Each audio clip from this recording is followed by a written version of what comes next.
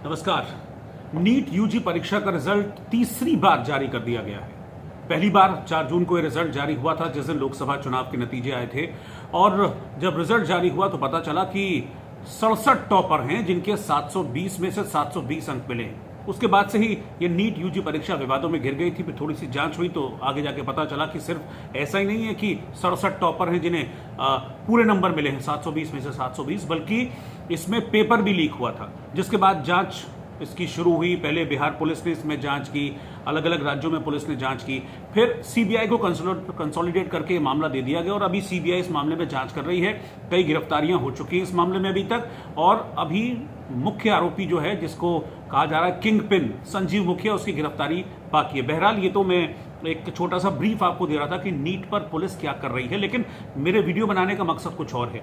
Video बनाने का मकसद ये है, ये आपको बताना कि तीसरी बार, थर्ड टाइम नीट का रिजल्ट जारी हुआ है। पहली बार 4 जून को जारी हुआ था, दूसरी बार सुप्रीम कोर्ट के आदेश पे रिजल्ट जारी किया गया था, और इसलिए ये रिवाइज्ड रिजल्ट एनटीए को कहा गया था कि आप अपनी वेबसाइट पर डालिए, ताकि इस रिजल्ट के जरिए ये पता चल सके कि कौन कौन से सेंटर्स ऐसे थे जहां पर धांधली हुई थी, या फिर जिन सेंटर्स में धांधली की बात निकलकर सामने आ रही थी, उन सेंटर्स पर नतीजे क्या आए, रिजल्ट क्या आए। इसीलिए नीट के इस रिजल्ट को एनटीए को अपनी वेबसाइट पर डालने के लिए सुप्रीम कोर्ट ने कहा था, जिसके बाद अभी कुछ दिन पहले एनटीए ने अपनी वेबसाइट पर रिजल्ट जारी कर दिया था। हालांकि सिर्फ रोल नंबर के आधार पर रिजल्ट जारी किया गया था, इसमें छात्रों की पहचान को उजागर नहीं किया गया था। जिसके बाद यह पता चला था कि कुछ सेंटर्स हैं जहां पर धांधली हुई थी, और कई ऐसे सेंटर्स थे जहां पर यह भी पाया गया कि ऐसे स्टूडेंट जो शायद डिजर्विंग नहीं थे इस परीक्षा के लिए, वो पास हो गए थे। गुजरात के एक सेंटर पर एक ऐसी लड़की मिली थी जो 12वीं में फेल हो गई थी और नीट को क्वालिफाई कर गई। कई ऐसे सेंटर्स थे जहां पर पाया गया कि 500 से 600 नंबर पाने वाले बच्चे बहुत सारे थे, 700 से ज्यादा नंबर पाने वाले बहुत सारे बच्चे थे। तो ऐसे सेंटर्स चिन्हित हो गए, जिसके बाद इस मामले में अब सीबीआई को जांच करने में थोड़ी सी आसानी हो गई है। लेकिन उसी दौरान एक याचिका भी फाइल की गई थी सुप्रीम कोर्ट में, और उस याचिका में मांग की गई थी कि नीट का फिजिक्स का पेपर था, जिसका क्वेश्चन नंबर 19 था, और उस 19 क्वेश्चन नंबर में 2 ऑप्शंस थे जो कि सही थे। जिसके बाद सुप्रीम कोर्ट ने दिल्ली आईआईटी की एक टीम बनाई थी, बनाने के निर्देश दिए थे कि 3 प्रोफेसर्स की टीम बनाई जाए, और वो ये बताएं कि जो 4 ऑप्शंस हैं उनमें से सही कौन सा है। ऐसा नहीं हो सकता है कि एक क्वेश्चन के 2 सही जवाब हों।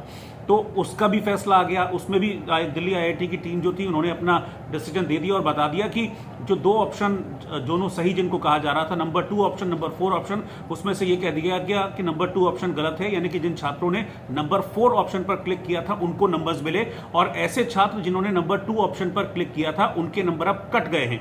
यानी कि पहले हुआ था जब नीट का रिजल्ट जारी किया गया था, तब यह हुआ था कि उस क्वेश्चन के जवाब में दोनों में अंक दे दिए गए थे। यानी कि जिन छात्रों ने उस क्वेश्चन के जवाब में विकल्प 2 यानी कि ऑप्शन 2 को क्लिक किया था उसको भी नंबर दे दिए गए थे, और ऑप्शन 4 जिसने क्लिक किया था जिन छात्रों ने, उनको भी नंबर दे दिए गए थे। लेकिन जब सुप्रीम कोर्ट ने दिल्ली आईआईटी के प्रोफेसर्स की एक कमेटी बनाई, उस कमेटी ने कहा कि नहीं, जो सही आंसर है वो एक है, और वो है नंबर 4। तो ऐसे में नंबर 2 को जिन्होंने राइट किया था उनके नंबर्स अब काट लिए गए। तो इसके बाद ये तीसरी टाइम अभी रिजल्ट जारी किया गया नीट का। बड़ा उलझा हुआ ये पूरा मामला है, इसलिए मैं आपको थोड़ा सा बड़ा समझा के मैं इसको बता रहा हूं कि तीसरी बार रिजल्ट क्यों जारी किया गया। इसीलिए रिजल्ट जारी किया गया तीसरी बार क्योंकि सुप्रीम कोर्ट ने जो कहा था कि आप एक विकल्प बताइए, तो एक विकल्प का रिजल्ट आ गया। विकल्प 4 सही है, विकल्प 2 गलत है। इसके बाद विकल्प 2 जिन्होंने मार्क किया था उनके नंबर्स काट दिए गए, और इसीलिए नंबर 3rd यानी कि तीसरी बार अब रिजल्ट जारी किया गया है। तो पहली बार रिजल्ट, फिर दूसरी बार रिजल्ट, अब रिवाइज्ड रिजल्ट जारी कर दिया गया है नीट का। लेकिन इस रिजल्ट में के जारी होने के बाद अब बहुत सारे उलटफेर हुए हैं, बहुत सारी तब्दीलियां हुई है, रैंकिंग्स में भी तब्दीलियां आई हैं। मैंने कई एक्सपर्ट से भी बातचीत की थी, और उस बातचीत का निचोड़ मैं आपको यहां पर बता रहा हूं कि होने वाला क्या है इससे। देखिए, इससे एक चीज तो यह है कि जो 67 छात्र थे जिनके 720 में से 720 अंक आए थे, उनको हटा दिया गया है, उनकी जांच चल रही है। ऐसे स्टूडेंट्स जो जिन्होंने धांधली की थी, या ये सामने आया था कि उन्होंने किसी तरह से सॉल्वर्स की मदद दी थी, पेपर लीक में वो लोग शामिल रहे थे, उनको हटा दिया गया। तो उन छात्रों को हटाने के बाद अब जाहिर सी बात है कि उनके जो संख्या है वो कम हुई है। अब जिस सवाल की मैं बात कर रहा हूं, जिसमें से क्वेश्चन नंबर 19, जिसमें से एक विकल्प सही था और 3 विकल्प गलत थे, जबकि पहले 2 विकल्प सही दिए गए थे। तो अब विकल्प नंबर 4 सही है, यानी कि विकल्प नंबर 2 जिन्होंने मार्क किया था उनके नंबर कम हो गए।